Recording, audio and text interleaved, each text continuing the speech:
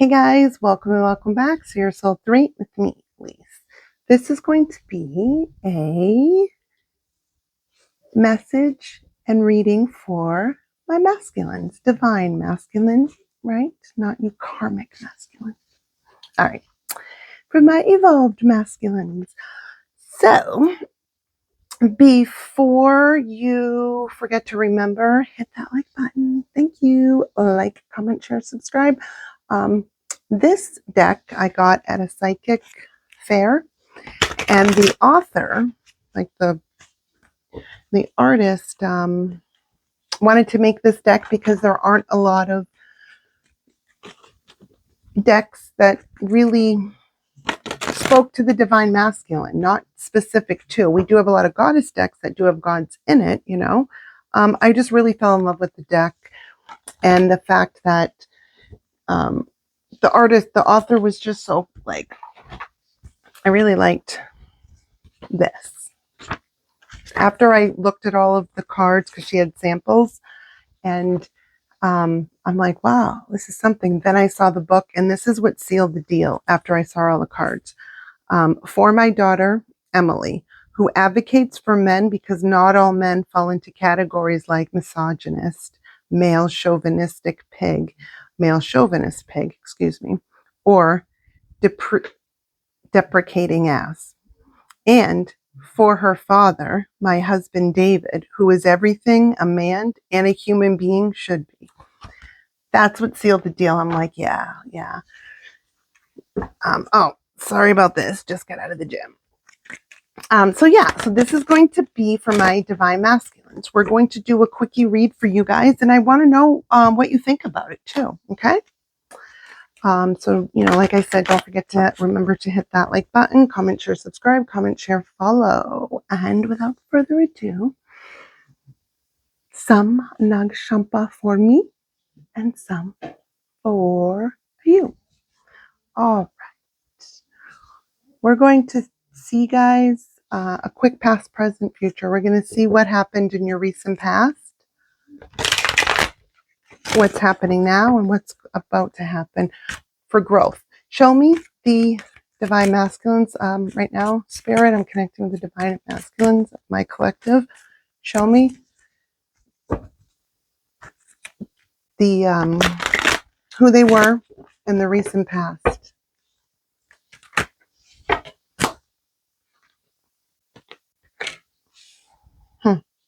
Okay. Show me who they are in the present now. Wow. And who will they be? What are they becoming? We all, remember guys, we all have free will choice. So, okay.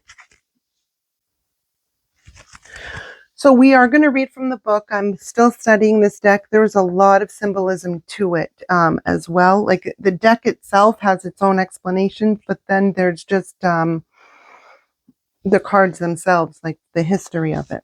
So in your recent past, this was you. We have Narcissus. Don't get caught up in the name yet, right? The solar plex chakra. And we have Ashurbanipal II. So we're going to take a peek, guys. Give me a moment.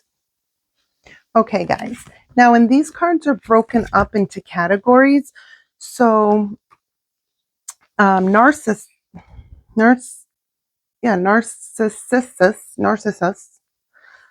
comes from the category of innocence, right? So like Achilles is in there, Apollo, Enkidu, Narcissus, Paris, and Perseus. But Narcissus. So we go to 91. Narcissist. Remember, this is like part of who you were in the recent past. Don't get caught up in the word until we read what it says, okay?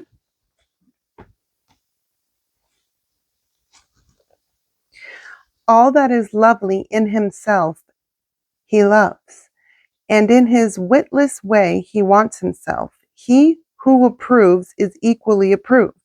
He seeks, is sought, he burns, and he is burnt.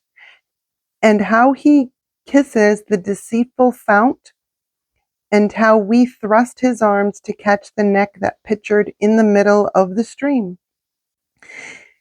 Yet never may he wreathe his arms around that image of himself. He knows not what he there beholds, but what he sees inflames his longing, and the error that deceives allures his eyes. Ovid, Metamorphoses 3407. A lovely nymph named Liriope brought her son, Narcissus, a 15-year-old youth of unsurpassed beauty, to see Tiresias, the blind prophet, hoping to ask if her son might attain a ripe old age. The blind seer replied, if he but fail to recognize himself, a long life he may have beneath the sun.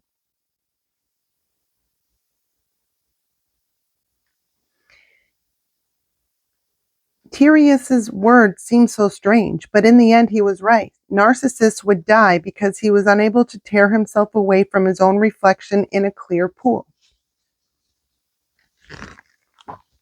We listen and we don't judge. We don't judge on this channel. When you're evolving, and you know, we all go through stuff. It's how what we do with things once we realize it, right? Once we know to know, we fix it, right? So that was that. I think this was like, is this like a Greek mythology? There's a bunch of different mythologies in here. Is this one of the ones, do you remember? I vaguely remember that story because he stared at himself for too long in the pool, right? Now we also had, so this could talk about good looks. This could talk, you know, that, of course, right? But it doesn't mean, let's just finish with the reading. Let's not like just, the cards don't come out for no reason. And then we don't judge. We all go through stuff, right? We also have the solar plex chakra. Because he stared at himself in the pool. So he stared and just stayed staring. So he forgot to eat. He forgot to drink. He forgot to do all the things that you need to do to live, right? Because he was staring at his own reflection. That's a very extreme case. But it could be saying, sometimes when we are so me-focused, and we all go through this, right? It's just sometimes people go through it longer or later in life, right? They have it longer for later, right? We're not judging. Because I know that my Divine Masculine collective,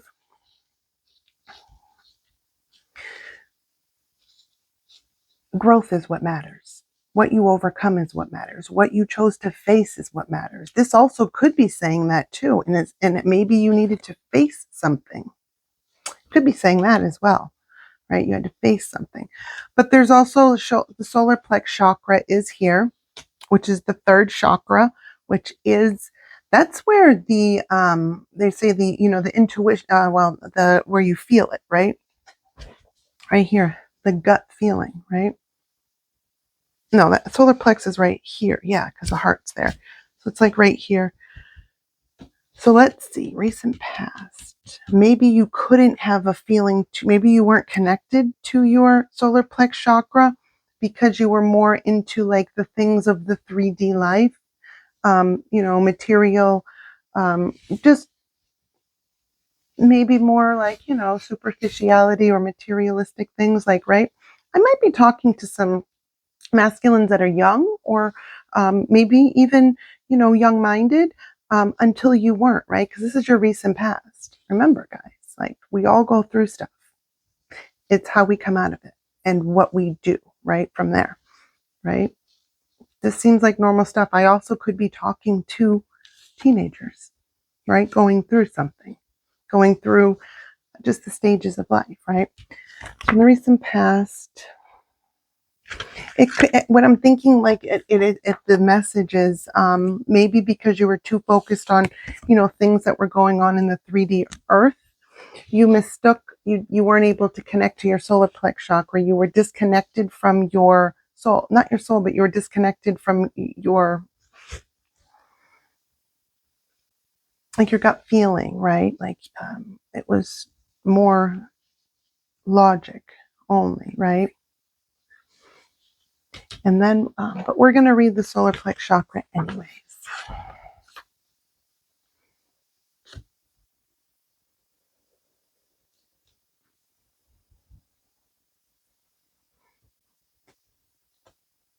Okay.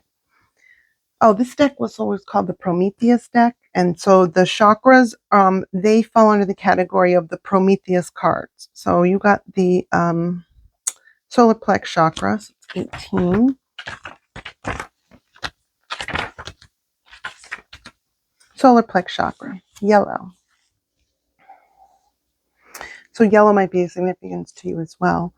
The solar plex chakra is the center of the body, the solar plex chakra is the center of the body and, therefore, of the spirit. Self-control is the key in this chakra. The ability to remain focused and emotionally detached while acting with confidence is a sign of positive energy in this chakra. Leaders who are calm under fire, rulers who temper the law with compassion, and heroes who can fight with honor even against those without it, have mastered this energy and show us how to find balance in our lives. So maybe you were coming out of into you're like you were just growing. You were coming out of something into finding the balance. But we also have a Shurna Bumpel. Let's see what that is, says. Okay, that falls under the kings, right? 35. Well, that's funny because this broke down to a 9. This breaks down to an 8, right? Because this was page 18, breaks down to a 9. And this is page 35. That breaks down to an 8. What was Narcissus? 91, 10, 10, 9, 8.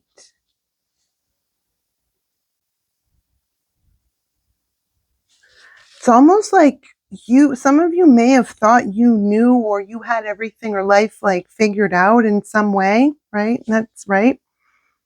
But you had to end a way of being or become awakened to a different way of being, which put an end to a different type of being.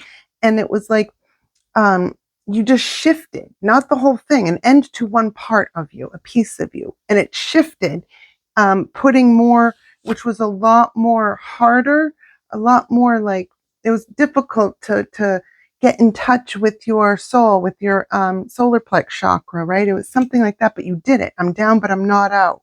Something like that. I had to, in the recent past, I had to go inside myself and fix something. And then you had to get in touch with yourself too. 10, 9, 8. Wow, it's backwards.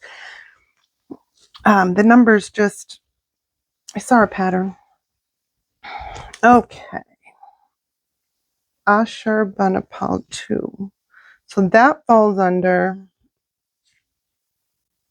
the kings. And these were all in different categories and different, like, that's so cool how that 10, 9, 8. It's like you reverted backwards in a good way. You did something backwards, but it worked. It's not even that you did something backwards. You become aware of something and then shifted that part of it and put more focus and like really worked on getting in touch with yourself more to figure something out. That right, guys? That's what I got. And if you are a younger masculine, this is you just going through the stages of life and realizing that not everything is, you know, me-centric, logical. Yes, logical, of course. But when you're too logical only and you don't bring feeling or, empathy or compassion or, right, then it doesn't have a good balance because we can become me-centric because we're looking at this very logically, but there's no feeling to it. It's not a way to interact with people. I don't know. This is what I'm getting. Something like that, or relationships for some. And this also could have just been a relationship to yourself as well. right? It's just growth. All right. And then the 8, so this breaks down to an 8. So it's like you are actively working. You're building. Once you shifted a way of thinking, a way of being, you shifted something and put more focus and energy into the solar plex chakra. You then started building towards that. There's something about building on top of that. It was like a just complete change of something. You're building on top of that. Yeah. All right. Let's see. And these are one of the kings. There's different kings, gods in here. Like you'll have Greek mythology, you'll have Egypt in here too, with some of the Bibles in here, ancestral things as well, like ancestral of like Ra and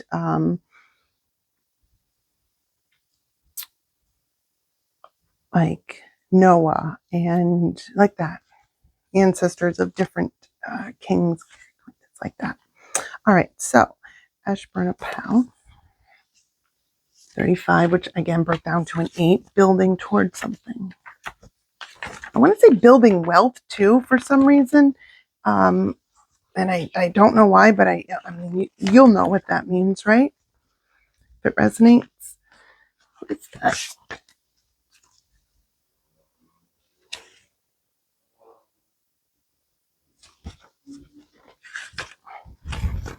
Okay.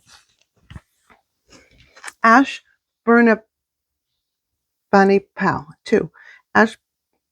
Ashurbanipal within the palace understood the wisdom of Nabu, the god of learning. Wow. All the art of writing of every kind I made myself, the master of them all. I read the cunning tablets of Sumer in dark Akkadian language, which is difficult to rightly use. I took my pleasure in reading the stones inscribed before the flood, the best of the scribble art, such work as none of the kings who went before me had ever learnt. Remedies from the top of the head to the toenails, non-canonical selections, clever teachings, whatever pertains to the medical mastery of the selections, the gods, Ninurta and Gala. I wrote on tablets, checked and collated, and deposited within my palates for pursuing and reading. Ashurbanipal was the last great king of Assyria. Like his predecessors, he wielded tremendous power and wielded it liberally to crush Assyria's enemies. The elaborately carved walls of his palace are full of graphic images of battle and hunts. In one, he and his wife are enjoying a meal in a garden, while the head of the king of Elam hangs from a nearby tree. Despite his inherited violent streak, he cared deeply for his people and treated them fairly. Yet Ashurbanipal did not consider his empire, which included Babylonia, Persia, Syria, and Egypt, to be his greatest achievement. It was in his library at Nineveh, the first organized library in history, that he took the most pride. Among the 20,000 works he handpicked and preserved were of the epic Gilgamesh stories of the Great Flood and the Enuma Elish epic of creation, his gift to us across the centuries. Gazing at us from a deeply cut bas relief, Ashurbanipal dares you judge him by his wars and conquests, or most especially from the carvings of the wall of his palace. He represents the complexity in all of us and reminds us that in order to maintain balance, we must be consistently reevaluating ourselves and our actions. Do you use violence or subterfuge to obtain the things you desire? How do you treat those who dislike you? Perhaps you have some skill, some dying art that must be passed to the next generation. Lest it be lost forever.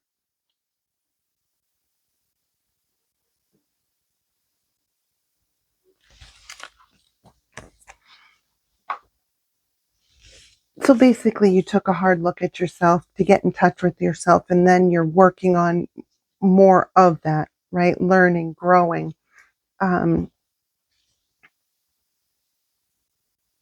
finding balance. That was in the recent past, right? In the present moment, the heart chakra. Whatever you did with your mind, whatever that shift was, it opened up the heart chakra in the present moment. Okay? That's what we got for the present moment. And we're going to read it. 20. So choose choices.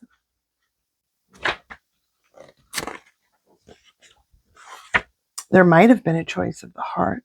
A heart, something choice of the heart maybe. Doesn't have to be, but that might be significant for some of you. Because I also look at numbers too. I read a different symbols, different things. Okay, the heart chakra, which is green. The heart chakra. Surprisingly, the heart chakra is where we find our love and compassion. This love applies not only to a spouse or partner, but to family and friends and to comrades. It is here at the heart chakra that we put others above ourselves, giving when we could be thinking of our own desires. This is also where our abundance, our physical and emotional richnesses in life resides. When we are providing for ourselves and others, we are accessing heart chakra energy. I did say that I was feeling business too, right? Like building on business. So that could have been this too. Because there's something about building on business as well. I'm getting that. But you're also building on yourself. In the future, what you can expect, but we all have free will. So, that's the thing about Tarot. This is based on the energy right now that I'm picking up on, but we all have free will and energy shifts and changes. So it's not a definite. It never is. We always have free will. But this is Apollo in the future. Let's see what that will mean for you. And only you will know. I'm also getting like a Statue of Liberty. So some of you, and here's why. I mean, look, right? So some of you could be from New York, or New York is significant to you in some way, or liberty is in some way. Okay? Or the word Apollo, right? Also the sun could be significant to you as well. But let's see.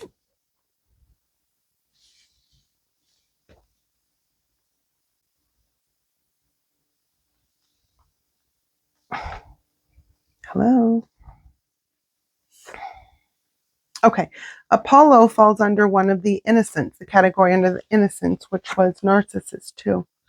It is sort of an innocence in a sense, because he was so innocent, he just didn't know that he didn't have to look in the pool to stare at himself, right? Like he was innocent, even though he died by staring at himself, looking at himself in the pool. You could think that that's selfish, but he was just so enamored with his own looks, right? But it was still innocent. He wasn't trying to hurt anyone. It's like that. So Apollo is 85. So 9, 10, 11, 12, 13. So that breaks down to a 4. This was a 2, and this is a 4. And 4s talk about like self, home life stability, protecting what's yours, but also it can also talk about connections, partnerships, and contracts in business. Yeah. Apollo. 85. And that's what I was getting so far. So let's see. Apollo, take responsibility for your actions, is what it says. Leto's all-glorious son goes to rocky Pytho, playing upon his hollow lyre, clad in a divine perfumed garments. At the touch of the golden key, his lyre sings sweet. Thence, swift as thought, he speeds up from the earth to Olympus, to the house of Zeus, to join the gathering at the other gods. Then straightway the undying gods think of only lyre in song, and all the muses together voice sweetly, answering hymns, the unending gifts of the gods, and joy in the sufferings of men, all that they endure at the hands of the deathless gods, and how they live witless and helpless, and cannot find healing for death or defense against old age. Wow. The resplendent Apollo, god of healers and music, is almost invariably depicted as beardless and he certainly behaves as one would expect of a youth, taking no responsibility for his actions. He ignores his children, particularly the girls, preferring the company of all the muses. In Apollo, you might recognize Peter Pan, the boy who wouldn't grow up. He sails through the universe without a care in the world, doling out wisdom through his oracle at Delphi or inspiring musicians. Eternally youthful Apollo ignores you. You are not a god. You do not have the luxury of remaining blissfully irresponsible. Even the boy who wouldn't grow up has to grow up sometimes. If you drew this card, examine closely whether your behavior is as mature, as grown up as it needs to be. It's okay to feel carefree sometimes, but the modern world makes many demands that requires us to act mindfully. Think of what would happen if you let your inner Apollo out at the wrong moment. Okay. So it's just saying sometimes when we're growing, we still have to check ourselves from not falling back into old ways, right? Or recognize the ways that we need to change, right? And I think having the heart, that's good, right? It's good, but it's like you still have to continuously change certain things in us, right? That's what we're continuously doing. It's not to say the work that you've come thus far doesn't mean anything. You moved mountains and you kept going. You faced yourself, right? But just because you reached a point of enlightenment doesn't mean it ends there. You still have to continue the growth, and you'll see that like some things are still, that we still have to unwire, relearn, mature from, look at a different way, become awakened to, right? And all of that comes with time, age, growth, experience. There's things that like,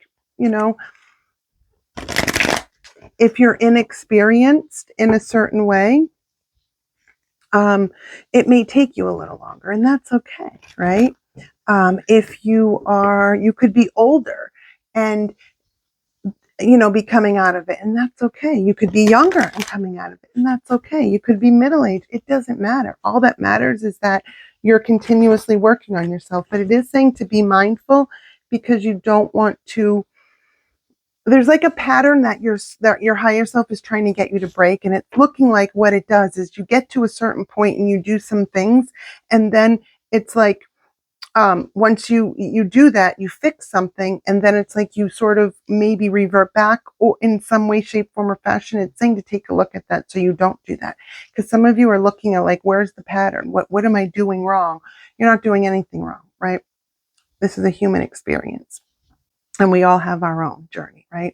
It's just there is still something that you want. It's like you look at yourself, you fix something, and then you do something and you change it, right? But then that doesn't make it be that you can go back to how that is because you fixed something. Does that make sense?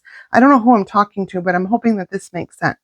You don't get to revert back. You don't get to go back to an old way or shift back because you made up for something, right? It doesn't work like that. We can't play with our shadow side like that, because we're not really growing. We're manipulating ourselves. We're gaslighting ourselves, and we're hurting others in the process, right? This doesn't seem like someone who's not aware of what they're doing. It's just a pattern that you're either comfortable with, or it just happens, right? And you're like, oh, it's just how I am. No, but it's not, But everyone has free will too. So you can be however you want to be. It doesn't mean that you're not still an evolved or a person. We all have our crosses to bear, right? But that's what I have for you, Divine Masculines. All in all, it's a great read. Let's see, we have any final thoughts? Let's get a final thought really quick from Oracle. Give me a final thoughts for the Divine Masculine Spirit. Bone Collector and Sacred Pool. Goblins. You got to, the goblins. You got to work something out of yourself so that, like, because it's not funny anymore is what I'm hearing, what I'm getting. I hope that this is making sense to someone. It's not funny anymore. Those tricks aren't funny anymore. The Bone Collector comes to collect, and it's like put an end to something and then the sacred pool. Something has to change. It's not cute anymore. I'm getting the bone collector's coming to collect, right? Or you can freely give to the bone collector and then get the key to the sacred pool, which is cleansing of yourself. It's something like that. I hope that this reading makes sense. Please hit that like button, comment, share, subscribe, comment, share, follow. I love you guys.